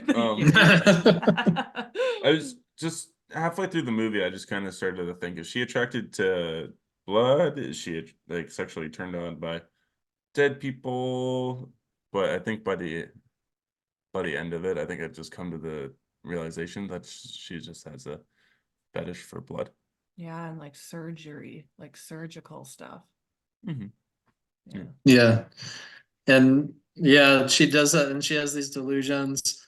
So yeah, I think the story. So for me, what I wrote down about the story was it's more of a character study. When I viewed it like that, it was a lot more enjoyable because the story itself, there's not that much that really happens when you think about it. But it's ultimately about this girl, Grace, and her sister, who's, this family is dealing with Grace, who's going to die, and then her sister, who thinks she can help her. Um, but not much. It's weird to say not much happens in a movie where the stuff that happens, but I just think it's not like this crazy plot or anything. It's mostly about Pauline's character and what goes through her mind, which is a lot. Yeah. Yeah, no, I agree with that. Yeah, I definitely agree with the character study, and I love character studies. Yeah, me too. What else? I figured it was like a generational trauma from mother to daughter to then mother to daughter, because the mom talks about how her mom was like 10 times worse than she was, and then now you see that reflected upon her and Yeah. her and I just kind of noticed that throughout the movie. Um, um, I have something down here about the transplant. There's a point where she thought yeah, I don't know. Yeah, yeah, I can't. Yeah, I just can't. Okay. Unfortunately, I don't think we should do notes in the bed anymore because I just can't read my writing. That's fair. Yeah, I mean, I have that too. My handwriting is crazy here, so it's like, what is this? You guys want to move on to favorite scenes then? Yeah, did you have anything to say about the story? Not really. We've talked about it a bunch already. I don't have anything interesting to add. Okay. So favorite scenes. You guys want to take turns doing it again? Yep, I like that. I'll start. I like the opening where she's sitting across from herself and she's like borderline having an orgasm, and the other her is all like just bloody and like going through it. Yeah. Yep. Loved it. I have that down too. Oh, did you? I said it's definitely an opening that grabs you. Oh yeah. For sure, yeah. I mean, I was very, very interested in what was happening after that first scene. So it was pretty great. I love the scene at the end. We talked about that a bunch, but that's my favorite scene Okay. of the whole movie. But I did love any of the scenes where it was just Grace and Pauline talking to each other, which normally I wouldn't probably pick that type of scene in a horror movie as one of my favorite scenes.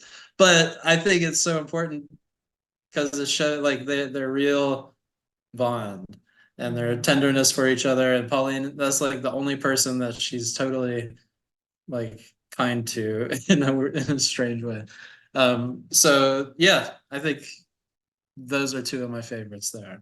Yeah, I've had one of the sister scenes too where she's like, if I get married one day, I want you to be my maid of honor. I was like, oh, Oh this yes, makes the yeah. ending hurt so much more.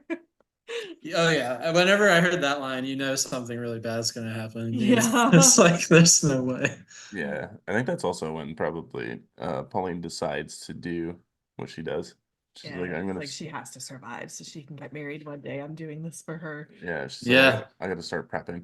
I Yeah. don't have that much time as much as she thought she did. Yeah. you're right. Wow. I have the talking to the principal scene. I had that one too. Yeah, I thought that was fucking hilarious. Yeah. Is that the one where she's saying she has a chemical imbalance? Yeah, I think so. 'Cause I literally just read that on my sheet too. Oh yeah. The principal who's deaf. Oh, I was thinking, sorry. No, not the principal. I was thinking of Ray Wise, I think. Yeah, that's the one I was thinking of too. So I think Ray Is Wise is the principal. I think Marley Matlin was like a guidance counselor. That's what I thought too. Oh, okay. Yeah. Yeah. Okay, sorry. Yeah. The deaf woman. So with the mom? Yeah. Oh, okay, yeah. I just thought it was so fucking funny how she's talking to her and stuff like that. And she's like, Yeah. no, this is how I usually talk. Yeah. And it's just like, oh my God, how rude could you be? Tracy Lord. Oh, that was so cringeworthy. But then Marley Matlin has the great line that we said earlier. Yeah. But that was one of my favorite scenes too. And the scene with the principal, Ray Wise. Because he's just like he's such like a normal vanilla sort of dude. And so a person like Pauline is totally beyond his realm of expertise. So when she leaves the room, he looks at Ronald Reagan. He's like, which I thought is really funny. Yeah. So there's so much humor in that movie. It's I crazy.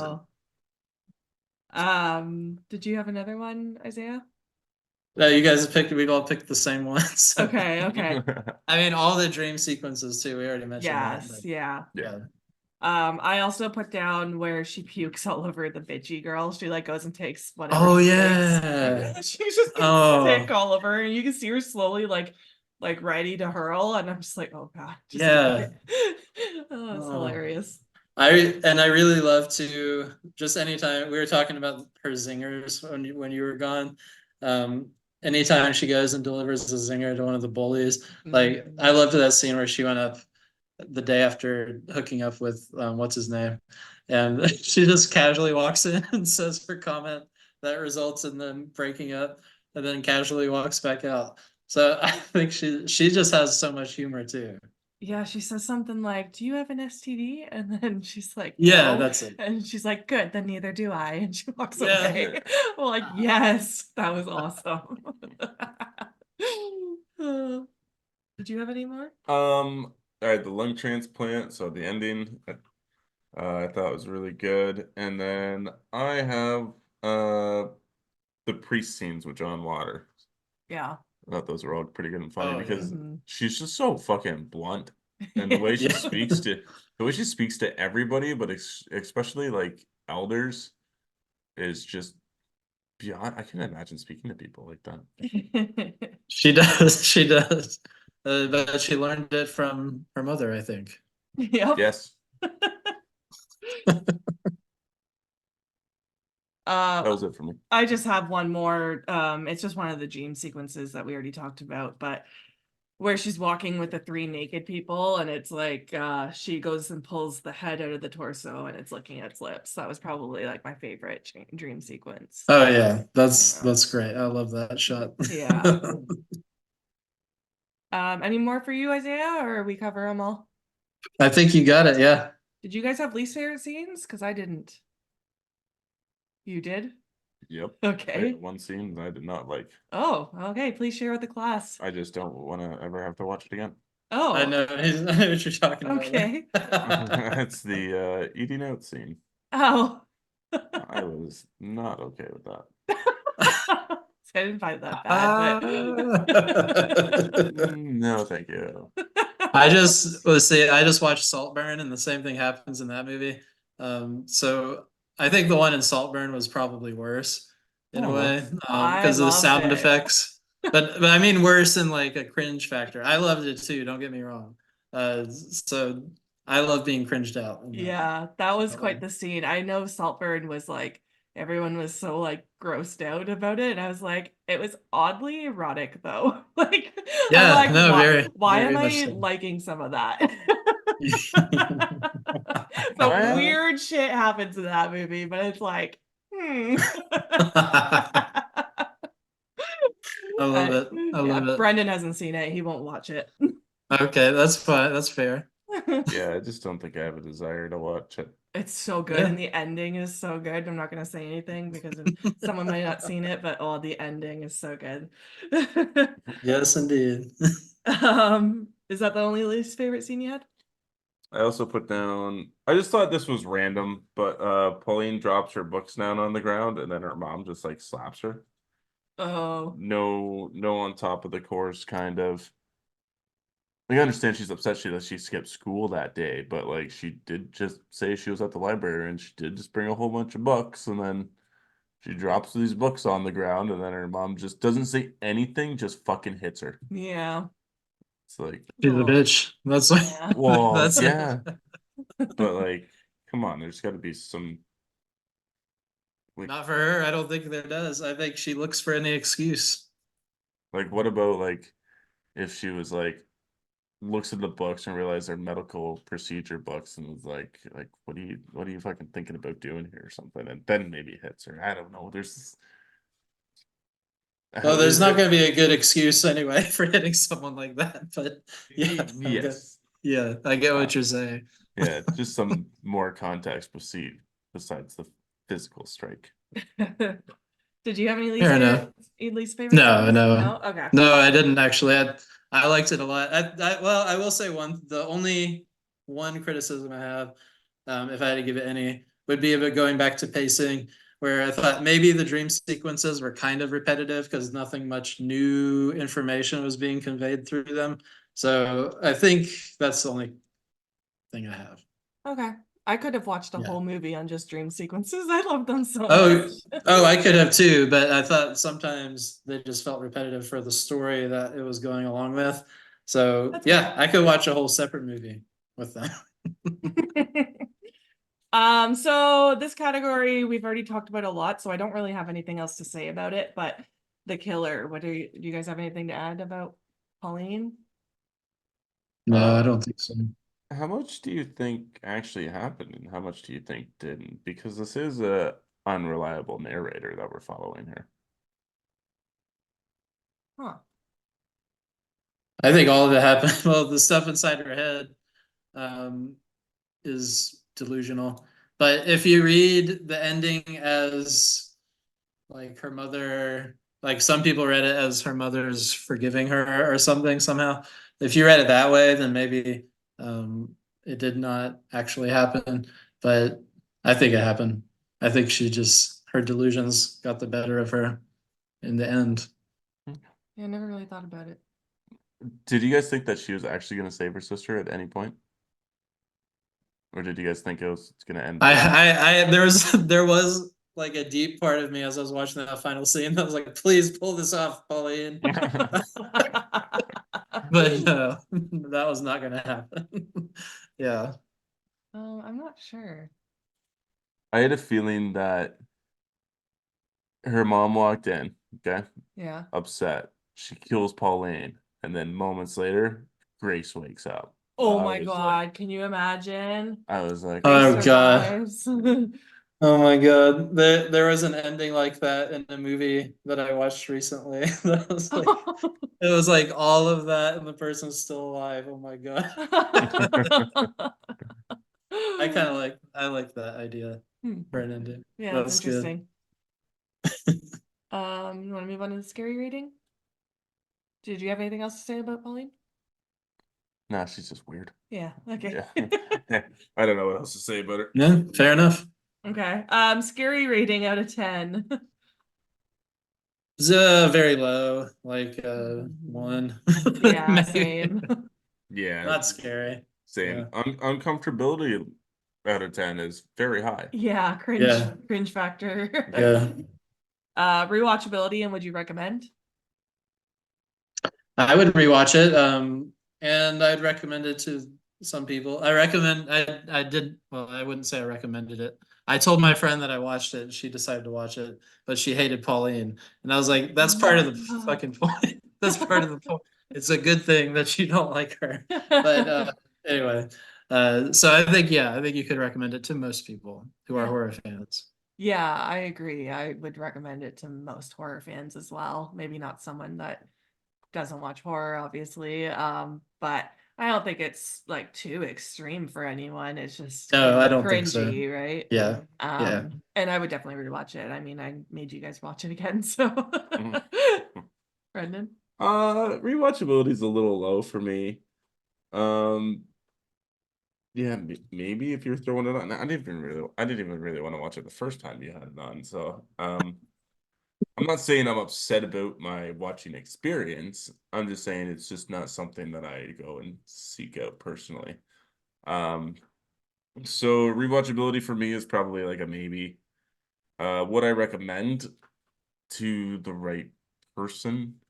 I if if you like kind of like you guys said, like it's cringy, it's weird, it's got this awkward dialogue to it, but at the same time it's surreal. So I know if somebody's like, "Ooh, I like David Cronenberg films," or like, no, somebody else along those lines, or like a McKee film, you can just be like, "Oh yeah, okay. Do I have the fucking movie for you? Then you're gonna love this."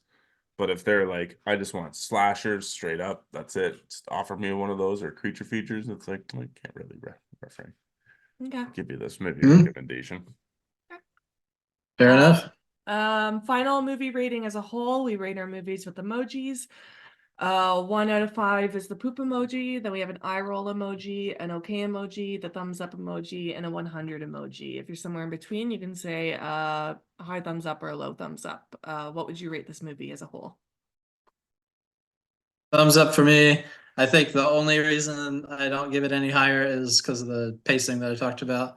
But yeah, I definitely liked it. Okay. Brandon? I'm gonna go with a low thumbs up. Okay. I think there are some pacing issues with this movie as well. There are some just kind of scenes that could have been left out.